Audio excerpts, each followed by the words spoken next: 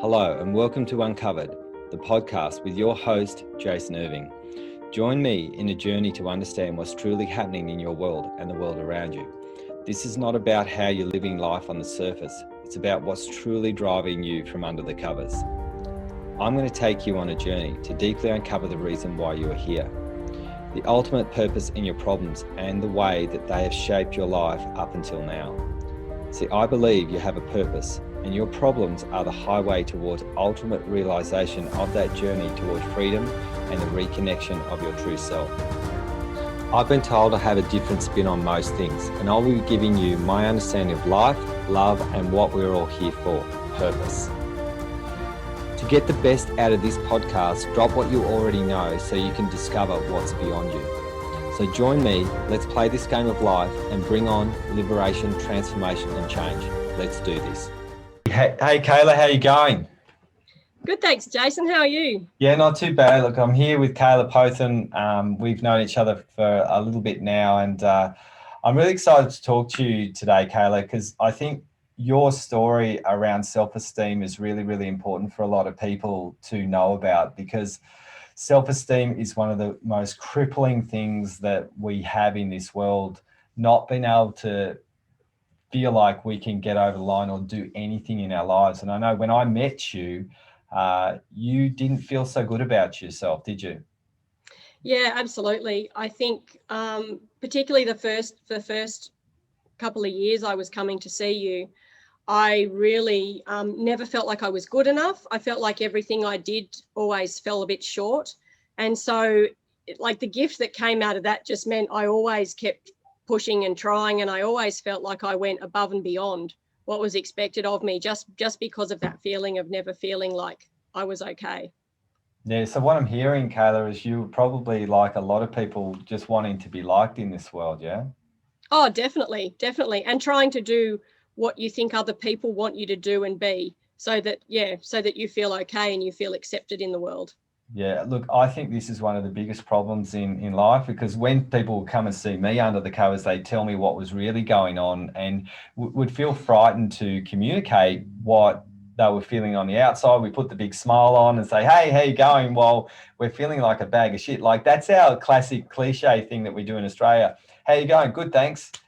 And there's no actually good thanks going on for a lot of people. No, absolutely. Crap. I think the worse you feel, the bigger that smile is, and the bigger the I'm great becomes. Like, it almost, you have to put on an extra layer of Vegemite on the top of that just to convince yourself you feel okay as well. Yeah, and thinking about that, convincing, I think that's what we're trying to do. I think we're trying to convince ourselves and the world that we're okay when we're not feeling that way inside. And I don't know how humanity can do this, because I'm one of those people who can see right through people. I scare people a little bit sometimes. Definitely. They look at me. I had someone mention that the other day. Jason scares me because every time he looks at me, he can see all the bullshit that's hiding behind my eyes. I'm just like, oh, what a great thing to have. Yeah, I scare people just because I look at them and see their stuff. Now, with you, Cayla, you've got a really cool story.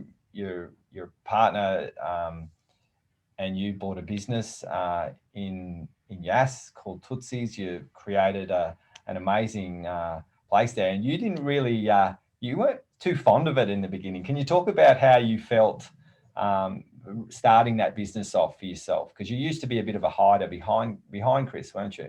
Definitely. I was a big hider, and the creating of Tootsie was a lifelong dream of mine that started when I was 10 years old. So Tootsie is actually the name of my grandfather's old Chevy, which he gave me at the age of 10. It was Art Deco, it was old and abandoned, it was run down, and it was a place I used to play as a little kid. And it was a place I felt safe, and all my favorite imaginary friends and stuff were there. And I always wanted to create this place physically, what was kind of in my head. So buying the building and renovating the old Art Deco service station, like the two just married together. To me, they were really similar. They were both old and abandoned. They needed a lot of love and money to actually make something of them. They just really married each other perfectly.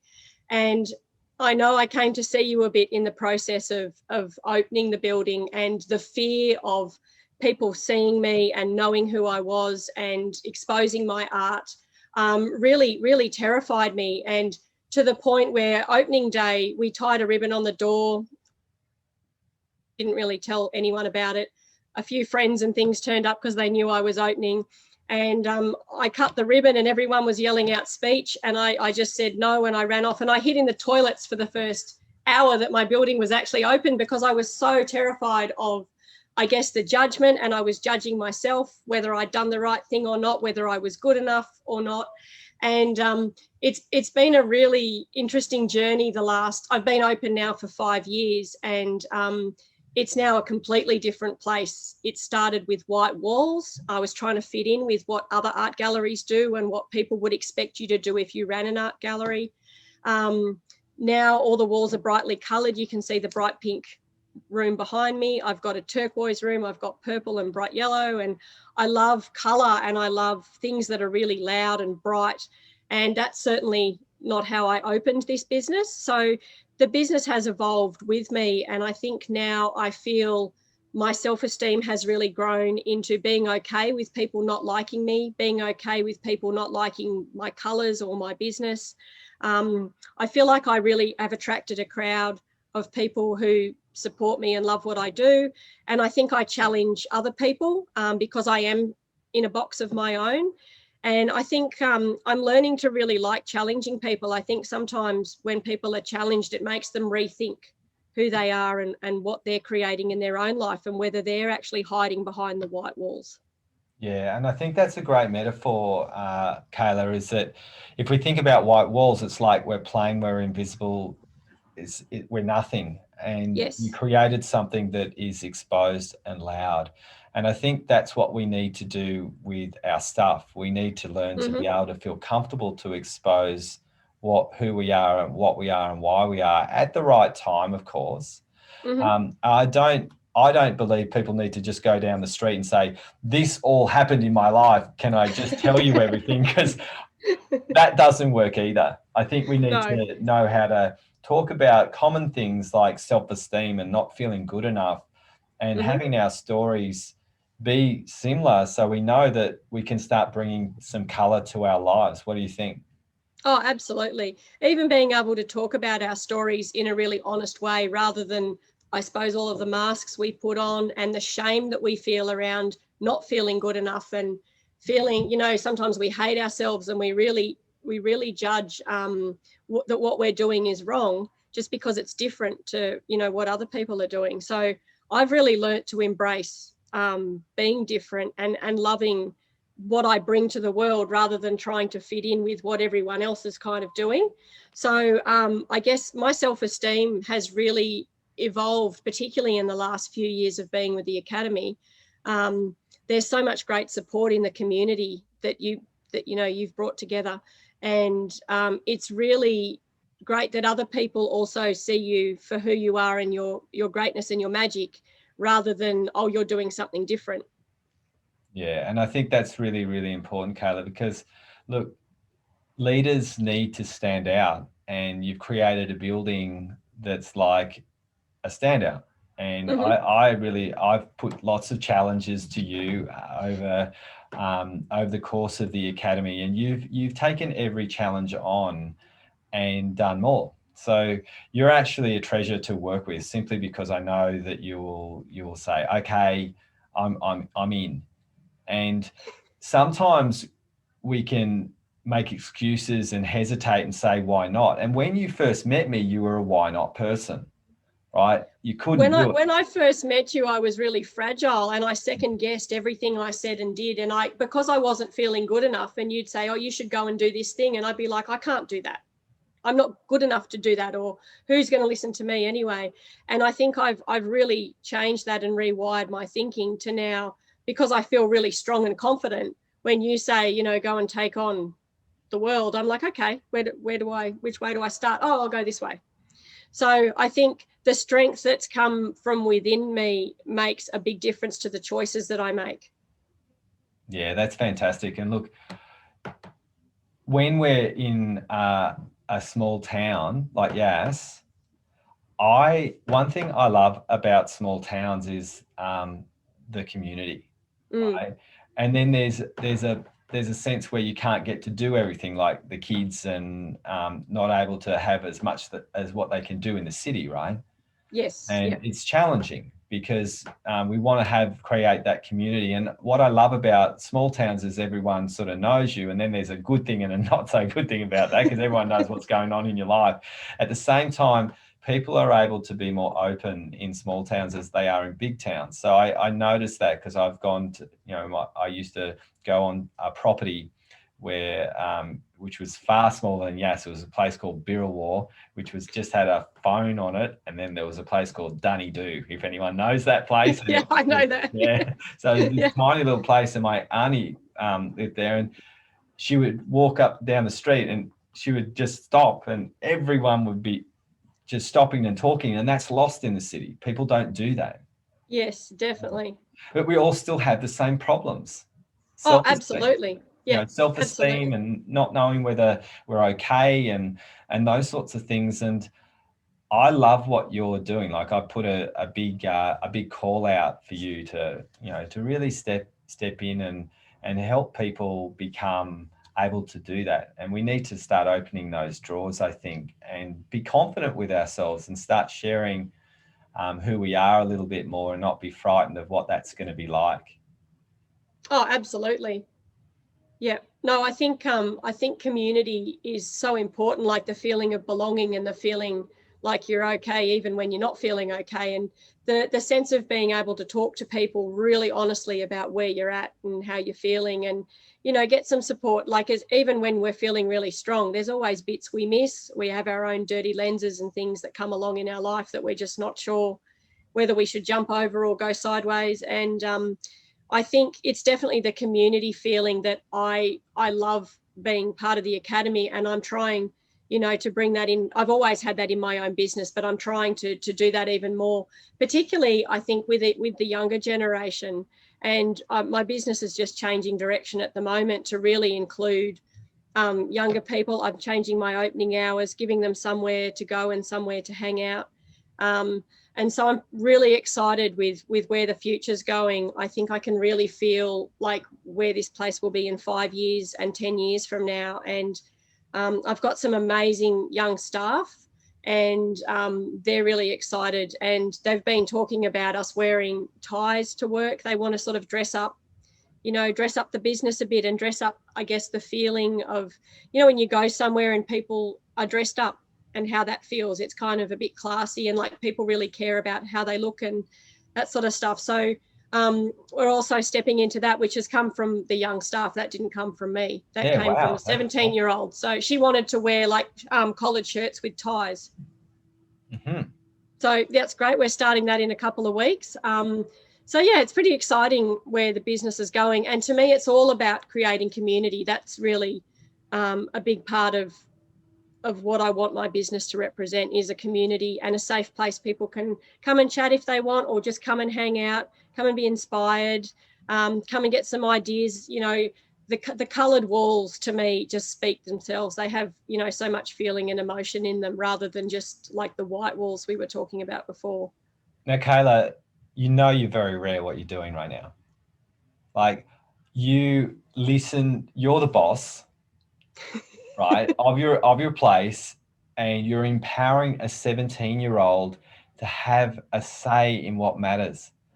And I think this is really important for older people to be able to give to the younger generation, to be able to actually have them matter in the conversations, and to empower them as a staff member, not just a staff member, to take ownership of your business and say, I want to come here and I want to be part of it. I want to help make decisions. And you actually support that, because look, a lot of the time younger generation don't have a say. And it sounds like you're putting that model of what the academy brings, which is letting people have a say and communicate in your business. Obviously, you're the boss, you make the decisions. You're letting people feel comfortable that they can be empowered to make decisions around you. Is that what I'm hearing? Oh, definitely. I learned so much from particularly my younger staff. Well, all of my staff. I've learned so much from each of them. They teach me lots of stuff, different ways to do things, better ways to do things. They've been teaching me a lot about my technology and my social media. I Yeah, they forget know my stuff. passwords and Yeah. things, and they jump straight in, and they really they've taught me to take a step back and not have to know all the answers or have to make all the decisions. I love input from other people, and it feels like such an inclusive staffing community as well, and that flows through to the customers. You know, the staff love working here. Two of my staff members started when I first opened, which was 5 years ago. They're still here. I've had so many people asking me for jobs, and I just sort of don't really have jobs because my staff have stayed on. And in a cafe environment, that's extremely rare to have two really young staff who've been here 5 years. Another girl's been here 2.5 years, and they love working here. They're sort of, they don't want to go anywhere. They've just, I feel like they've grown and changed as people as I have grown and changed. It's not like we're still doing the same things. We're constantly improving the environment. How do we make things easier? We changed our menu 2 weeks ago because the sandwiches we were making felt really laborious and there was a lot involved, and someone would walk in and order one and everyone would go, oh, don't want to make that. So I went, then they need to go.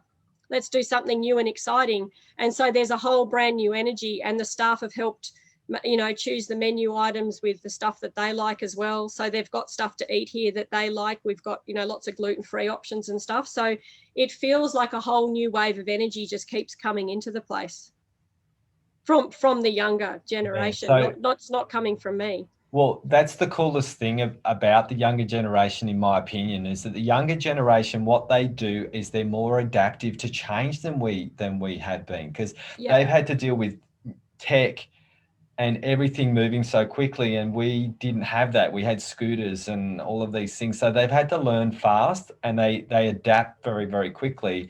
And I think what you're doing is really good for the community, because you're creating, as an adult, a safe place for children and young adults to be comfortable that they can move into a transition phase of becoming more responsible, by the sounds. And from what I'm hearing, you've got this great setup that you're launching. I'm not here to. Are you gonna? We don't know whether this might be a hidden thing right now, so I'm not going to say anything. But there's this approach of giving the community, especially the youth, a chance to feel like they can have a big smile on their face with your support. 100%.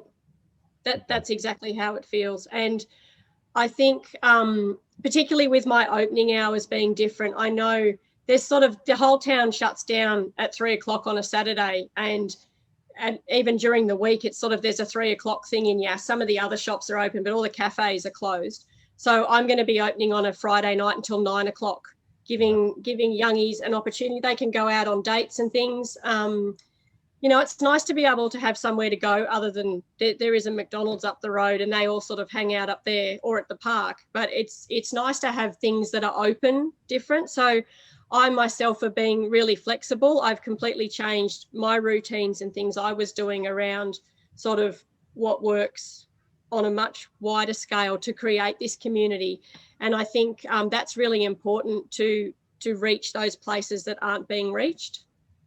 Yeah, and look, this is what I love about you: adaptation and change. Yep. Right, and I think this is really hard for a lot of people. Would you agree?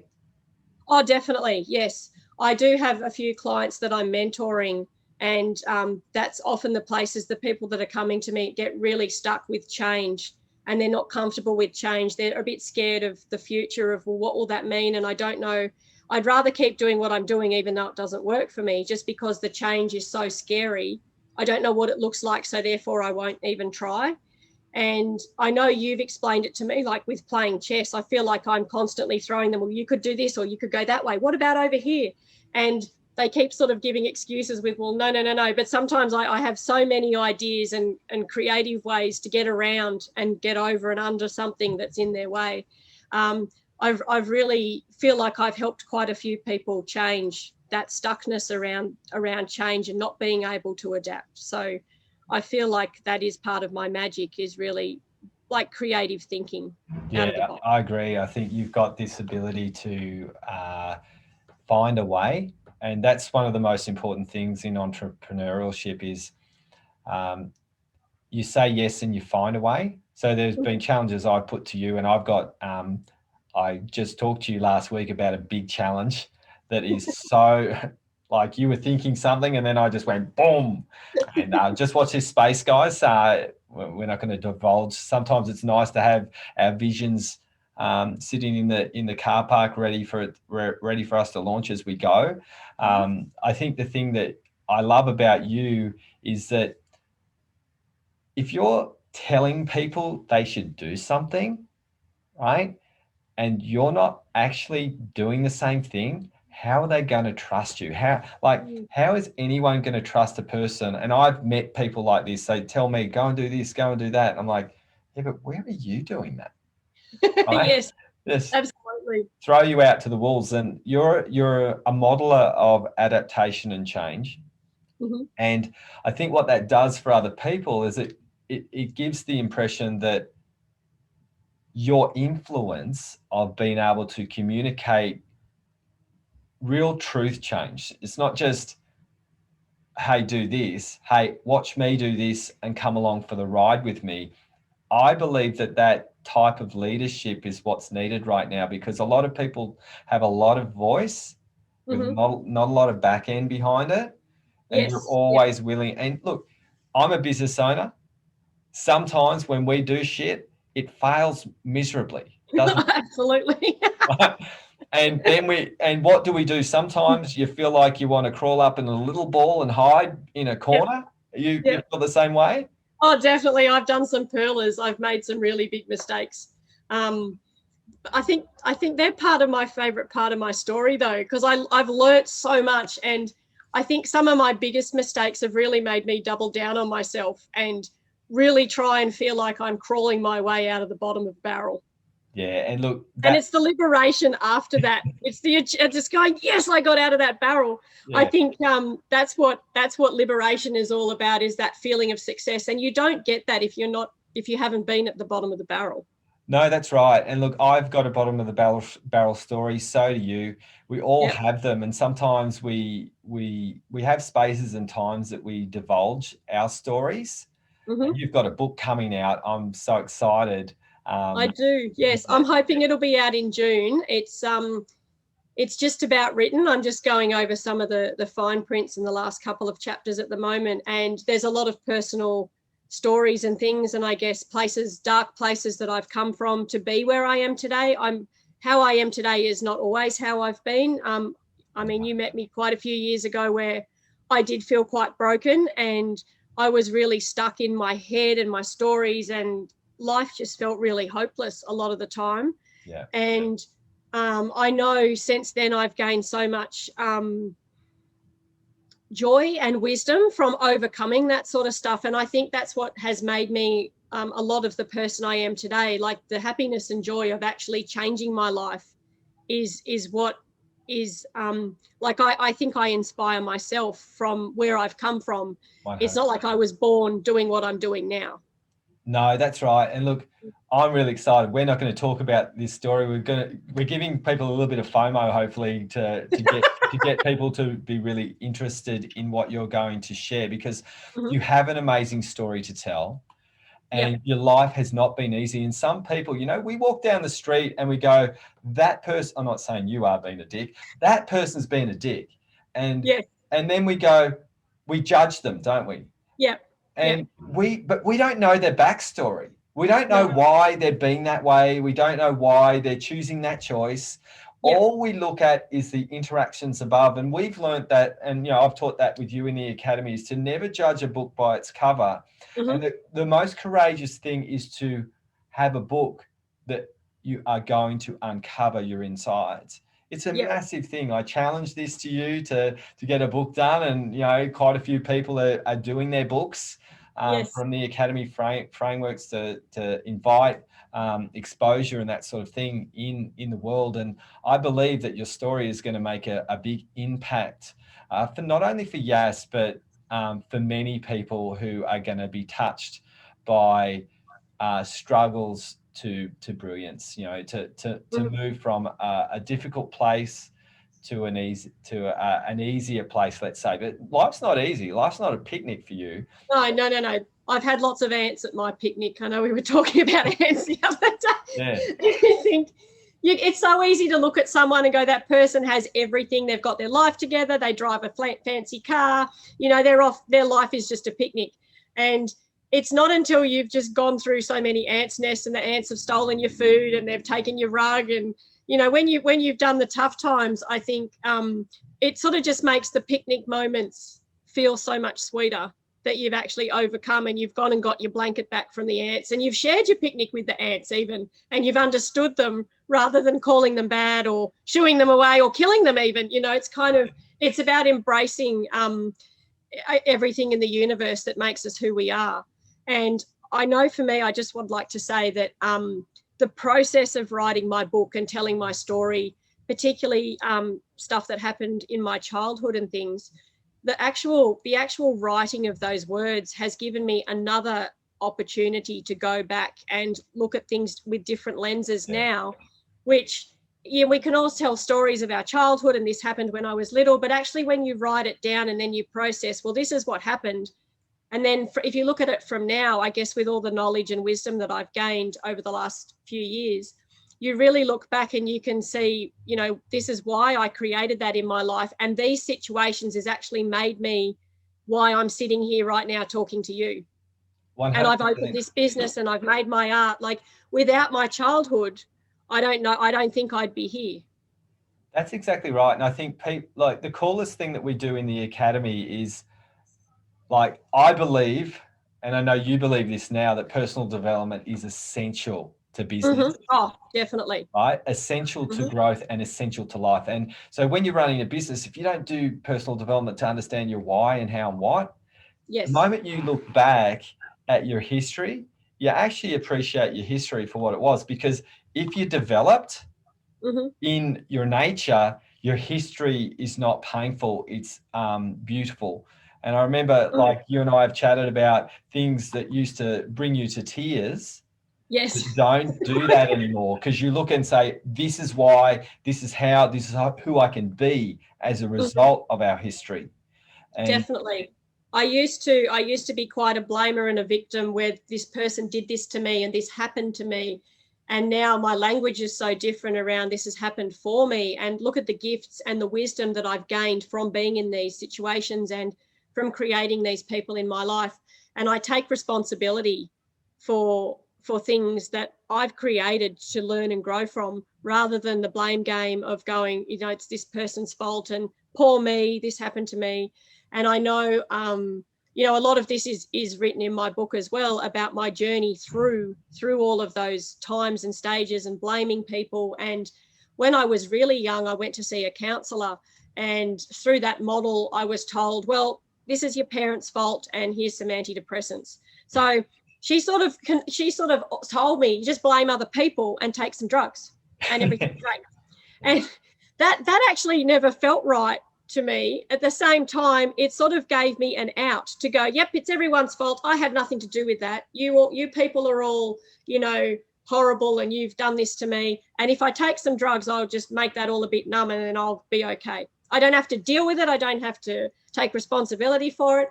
And it's really interesting, I think, how different the academy work is in the approach, and how I've really learnt to understand and step up and realise, you know, the responsibility aspect of taking control about why and what and how and who has actually created the person that I am today. Yeah, and look, I think that's essential, and that's why I love hearing you right now, because I'm reflecting back on, you know, being in this room with you sometimes, and sometimes you looking at me like you wanted to kill me after I would tell you something to take responsibility, and it was like, I hate you, right? And now it's essential in your ingredients. So when I hand you something that you might not want to hear, or we get something from life that we may not want to look at in some way, we go into and say, what's valuable in this, as opposed to, he said this happened to me, you know, that was wrong, and all that language switching that you do now. I'm loving hearing you, to be honest. Like, I'm having a big reflective, you know, praise for the person that has come through the gauntlet with me, and we've gone through all the tough stuff, but now it's not tough. Life, we have tough things in life. We're always going to deal with Yes. stuff. But Yeah. the coolest thing about doing your work on yourself is that when stuff comes up in the future, it's not going to be as hard because you know that there's a model to get around the rock rather than being smashed by the rock of life.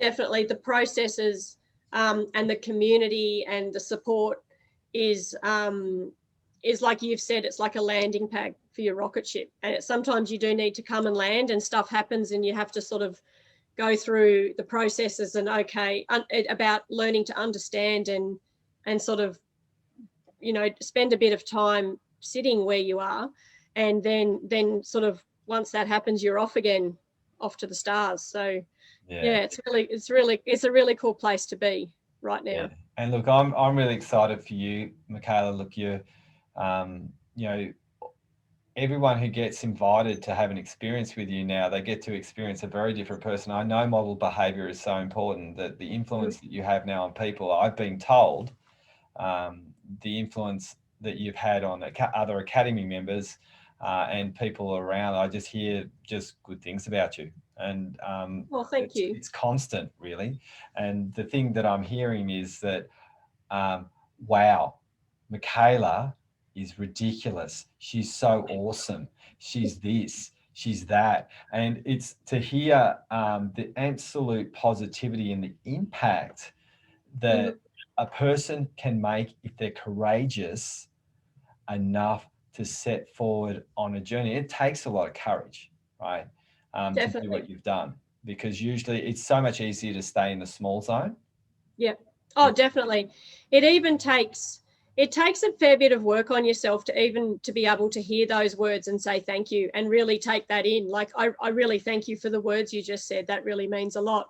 And see, where I was, I would have thought you were just blowing smoke up my bum, and I wouldn't have said thank you. I would have been looking at the floor going, oh, he doesn't mean that. He's just trying to make me feel better. Because it's so easy to listen to criticizing and people telling you that you're a bag of shit and you're no good and you've fucked this up. Excuse me for swearing. But at the end of the day, to be able to really take in, I can still listen to that stuff as well, but also to be able to take in, hey, you're doing a really great job and you're inspiring, is certainly a big measurement of how far I've come as well. Well, this is why I'm just going to say, I'm going to be blatantly transparent right now. This is one reason why I'm really disliking a lot of academy members, including you, simply because you are changing so much faster than me. You were one of the people who kicked me in the ass last year and said, take some credit. And I'm like, I've been doing this for 20 something years. And that's still one of my very most difficult zones, is to take credit for the things that I do to help people change. And you were one of those people who actually got me in the right direction, because I was sometimes as a leader, you tell people stuff that you really need to do and you're still not doing it. And then I've learned to be able to do that just last year. And I've been doing personal development since 1998, a lot longer than you. And you've done it faster than me. And I look and I just go, it comes down to my leadership. At the same time, I knew that a lot of the time when we share, we're not necessarily displaying. I had to work really hard to gain a compliment back into my heart, because I'm a natural overgiving shit collector and caregiver of others. So it's really nice that you're going to be able to hand people confidence. I think that's your thing, because handing people the ability to have confidence, to be able to do things that they didn't think they could ever do, is your game, isn't it? Oh, absolutely. Yep. And it's a whole different game to anything I've sort of played up until the last couple of years. So all right, it's just growing.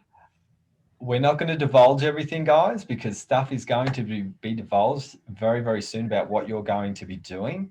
We've got some really cool launches happening in YAS and in your personal life this year.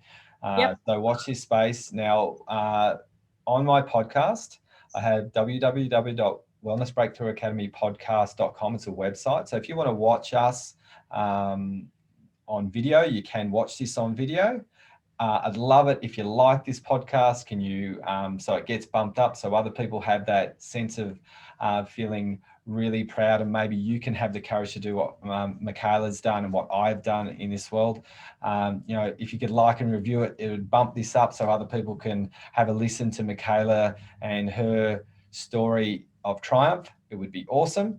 And we'll pop your details down in the website. So if people want to get in touch with you for any mentoring, for any of your classes, for people who are local to Yass, for anything that you do, because you can do anything anywhere, by the way, guys. So if you're anywhere in the world and you want some help from Cayla, she is the wizard to help people go from stuck to breakthrough. She can get you there. So, all the details will be on here. So thank you so much, Cayla, for hanging out with me today. I know sometimes it can be daunting. Hopefully this was okay, this interview. You feel okay? Absolutely. It was actually quite fun. Yeah, no, thank you. It's fun sort of talking about, I suppose, where you've come from and things you've overcome. So yeah, no, I really enjoyed it. Thanks, Jason. Absolute pleasure. And thanks so much, guys, for listening. Have an awesome day wherever you are, or night.